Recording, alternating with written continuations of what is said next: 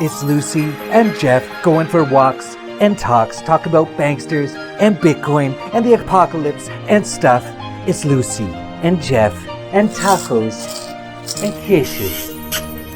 How you doing today, Lucy? Well, pretty good, just here in Acapulco. Nice to see Red there going for a walk. I like those walking talks as well. It's pretty hot here. What do you think of those truckers and the honking, Lucy?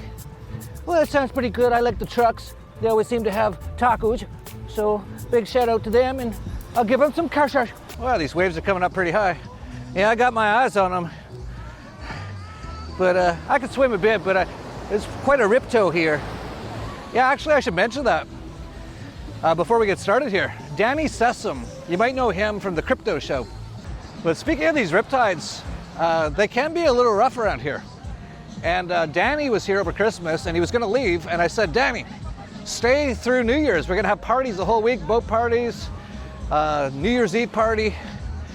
And so he changed his plans, like last minute, he changed his flight.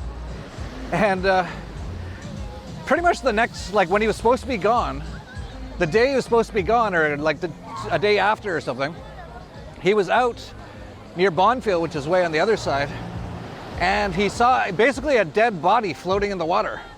And I know a lot of people are like, I knew it, Mexico's so dangerous. Well, it's actually got a pretty good end to the story. Walking Bonfield, just had a crazy freaking experience. I work with the orphanage, of course, so I'm down there. I have a dozen kids with me, and we're swimming in the ocean, just enjoying ourselves, having a good time. And somebody up and decides to drown. And so I sent all the kids in, like, get out of the water, go to the shore. And there was one older kid to like go watch them. And then I swam way out to this, like, to the last break. And this girl, it's a 16-year-old girl floating in the water. Her eyes were just wide open, like, oh. And I pulled her in, man. I thought she was just completely dead. I don't know how long she was there, but I barely made it into shore. A couple other guys came and helped. We got her on a surfboard, got her out, and then, you know, a bunch of people came and started helping, like, pump her chest, and she lived. I was like, fuck. This is just absolutely insane feeling. Really happy. Yeah, it was quite a trek to get here from the United States, and maybe that's what brought me here. I don't know. But those are the kind of people we have in Acapulco, you know? Like, he's just saving this little girl's life and stuff while he's out with orphans. You know, everything you heard about those anarchists, those anarcho-capitalists were so bad. That's the thing with Acapulco. So many cool people come here. And you actually never even know who they are half the time. And you find out later who they are. And they're usually like the coolest people in the world. So anyway, let's get into this. It's the night of the long honks. And you might remember some of you donated to help make a movie called Tiptoe to Tyranny by Chris Harrigan. He's actually still working on it. He's actually, I think, in Nova Scotia right now, filming a lot of stuff. And he's been to numerous Acapulcos and filmed at it. And he actually put together a pretty cool little short film on it. It's just a couple minutes. I'll play some of it here. Hi, I'm Tammy House, and I'm from Vankleek Hill, Ontario. I'm an ex-truck driver, and my husband's a truck driver of 34 years. Gloria and I started this, Gloria Barton, who is part of Splendron. She wanted to do muffins and coffee, but, you know, I put out a call for help to feed our truck drivers. We're going to be up on the hill for our freedom. No more masks, no more of the mandates, be able to cross borders. You know, our grocery stores are getting low for sure. We need our truck drivers and we need them to get across. So we've set this up so everybody can be well fed, and whatever's left over we're donating to food banks, and we're sending the drivers with the food down to the hill, or we call it the world's largest truck stop, will be Parliament Hill.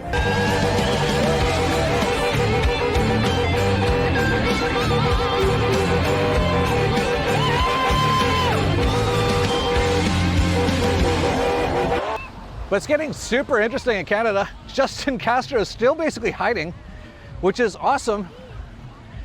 And a lot of people in Ottawa are freaking out. It's like the people who live there, which is awesome.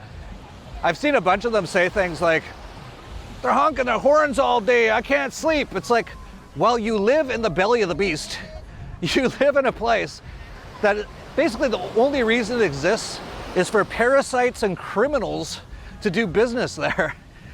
And I've seen them kind of saying stuff like, these people are terrible. And of course the media, all you see on the Canadian Brainwashing Corporation, Total Pravda, USSR media, and anything else in Canada, it's all controlled, is it's Nazis and racists. And they say they're stealing food from homeless people, but as usual with the news, it's the exact opposite. They're actually giving and making pizzas for the homeless people.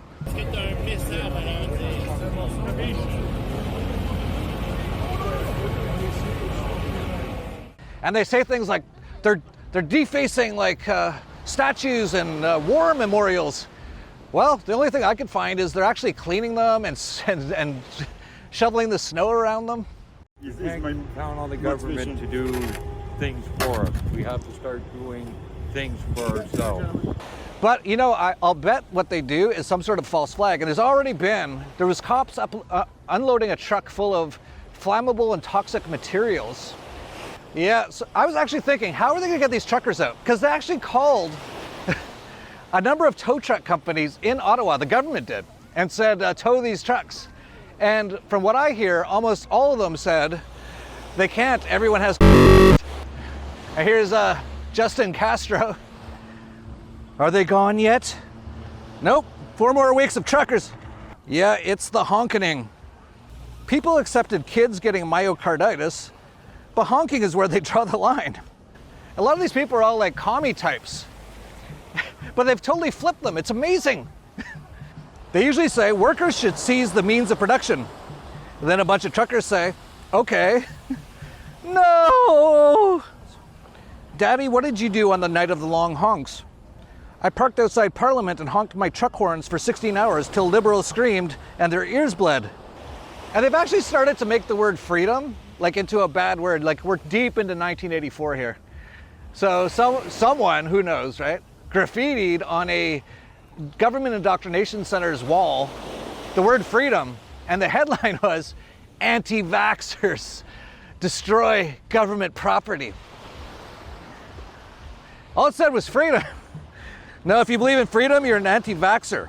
There's even more things happening in Canada. Truckers actually blocked the imaginary line called the border with the US over these mandates. So this is gonna get interesting, and now the farmers have joined with the truckers. You wanna go to Canada, Lucy? I hear the poutine tacos I hear are pretty good, but I don't like the communism and that cold weather. I don't like it too much. I much prefer here on the beach. Yeah, me too, Lucy.